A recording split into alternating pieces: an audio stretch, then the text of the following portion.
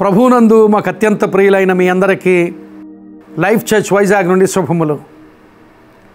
ప్రియులారా, ప్రతిరోజు hope for today సందేశాల ద్వారా మీరు ఆశీర్వదించబడుతున్న స్థితిని బట్టి దేవునికి స్తుతులు చెల్లిస్తూ ఈరోజు ఈ హోప్ ఫర్ టుడే సందేశంలోనికి మిమ్ములను ప్రేమపూర్వకంగా ఆహ్వానిస్తూ ఉన్నాను.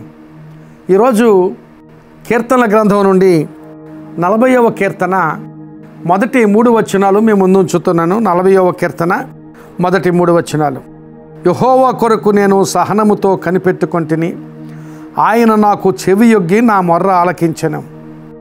నాశనకరమైన గుంటలో నుండి, జిగటగల దొంగ ఊబిలో నుండి ఆయన నన్ను పైకెత్తెను.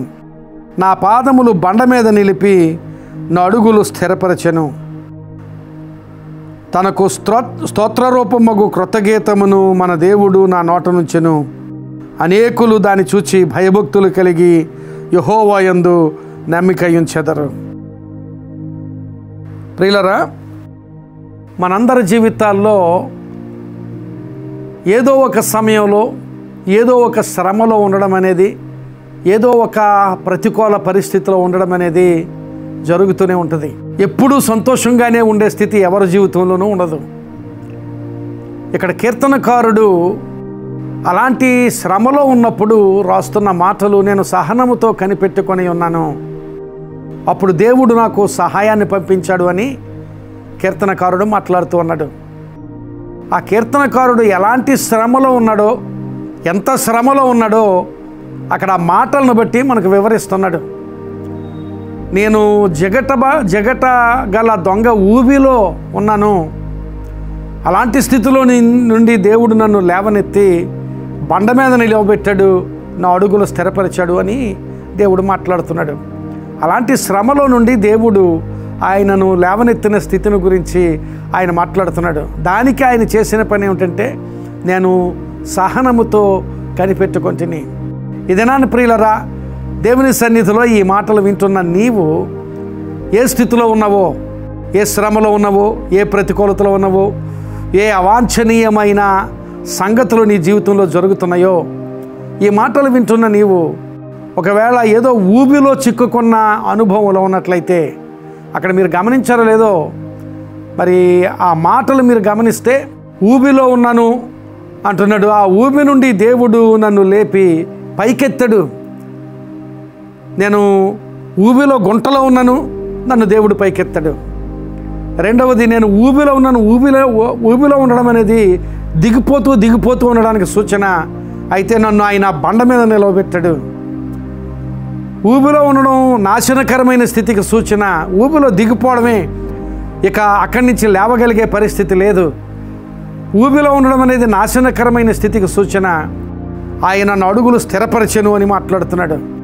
ఎంత భిన్నమైన అనుభవం దేవుని ఆశీర్వాదంలో అనుభవించాడో ఆ కీర్తనాకారుడు అక్కడ ఆ మాటల్లో మాట్లాడుతున్నాడు. ప్రియులారా, గమనించాలి, మనము అలాంటి శ్రమలో, జిగటగల దొంగ ఊబిలో ఉన్నట్లుగా ఉన్న శ్రమలో ఉన్నట్లయితే, దేవుని సన్నిధిలో ప్రార్థనలో మనం కనిపెట్టినట్లయితే, ఓపికతో సహనంతో కనిపెట్టినట్లయితే, అలాంటి స్థితిలో నుంచి దేవుడు మనల్ని లేవనెత్తి బండ మీద నిలిపి మన అడుగులు స్థిరపరుస్తాడు, మన పాదములు స్థిరపరుస్తాడు ఆయన. అలాంటి సంఘటనలు దేవుని వాక్యంలో మనం చూస్తాం. ఇర్మియాను ఒకానొక సందర్భంలో వారికి ఇష్టం లేని ప్రవచనం చెప్పాడు అని ఆ ఇర్మియాను అలాంటి గోతిలో ఒక ఊబి ఉన్న గోతిలో పడవేశారు. ఆ ఊబిలో ఉన్న గోతిలో పడవేసినప్పుడు ఇర్మియా అనుకుని ఉంటాడు, దేవుని పని చేసినందుకు నేను ఇలాగూ మరణించబోతున్నాను అని అనుకుని ఉంటాడు. అయితే అలాంటి సమయంలో ఇర్మియా ఊహకు మించి దేవుడు గొప్ప కార్యం చేశాడు. రాజు ఆస్థానంలో ఒక షండు, అంటే ఒక నపుంసకుడు ఉన్నాడు. ఆ నపుంసకుడు రాజుకు మనవి చేసి రాజు దగ్గర అనుమతి పొంది వెళ్ళి ఎక్కడో గోతిలో పడవేసిన ఆ ఇర్మియా దగ్గరికి వెళ్ళి ఆ ఇర్మియాను, ఊబిలో దిగిపోతున్న ఇర్మియాను అక్కడి నుంచి రక్షించిన స్థితి దేవుని వాక్యంలో మనకు కనిపిస్తుంది. ప్రియులారా, గమనించాలి, ఇర్మియా ఊహించని రీతిలో దేవుడు ఆ రక్షణ ఏర్పాటు చేశాడు. అసలు ఆ నపుంసకుడు అనేవాడు ఇర్మియాకు తెలియనే తెలియదు. అలాంటి వారి నుంచి సహాయం దొరుకుతుందని ఇర్మియా ఊహలో లేదు. అలాంటి ఊహించని స్థితిలో, ఊహించని మార్గంలో దేవుడు ఇర్మియాకు సహాయాన్ని పంపించాడు. కొన్నిసార్లు మన ఊహల్లో, మన ఆలోచనలో ఏదో సహాయాన్ని ఊహిస్తాం. ఫలానా వ్యక్తి నుంచి సహాయం, లేకపోతే ఫలానా సంస్థ నుంచి సహాయం, ఫలానా వారి నుంచి సహాయం, ప్రభుత్వం నుంచి సహాయం అని అలాగూ మనకు సహాయం చేయగలిగిన వారి గురించి, ఎవరి గురించి ఆలోచన చేస్తాం. కానీ దేవుని సహాయం ఎప్పుడు కూడా మనం ఊహించని రీతిలో, వాళ్ళు మనకు సహాయం చేస్తారని కూడా మనం ఊహించలేము. అలాంటి ఊహించని రీతిలో దేవుడు సహాయం పంపిస్తాడు. ఇర్మియా ఊహించలేదు ఒక నపుంసకుడు తనకు సహాయంగా వచ్చి సహాయం చేస్తాడని, తనను ఆ ఊబి నుంచి పైకి లేవనెత్తుతాడని. నిజానికి చెప్పాలి అంటే ఏమీ చేయలేని వాడు అనుకున్నవాడు సహాయం చేస్తే అది మన ఊహకు మించినది. అలాంటి సంగతే ఇర్మియా జీవితంలో జరిగింది.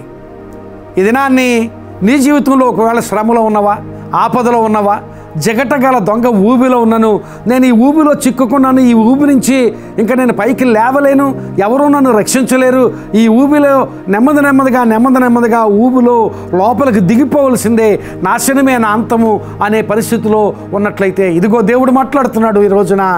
అలాంటి జగటగల దొంగ ఊబిలో నుండి నిన్ను ఆయన పైకెత్తగలడు. ఆయన నిన్ను పైకెత్తి బండ మీద నిన్ను నిలవబెట్టగలడు. బండ అంటే ఒక బలమైన రాయి.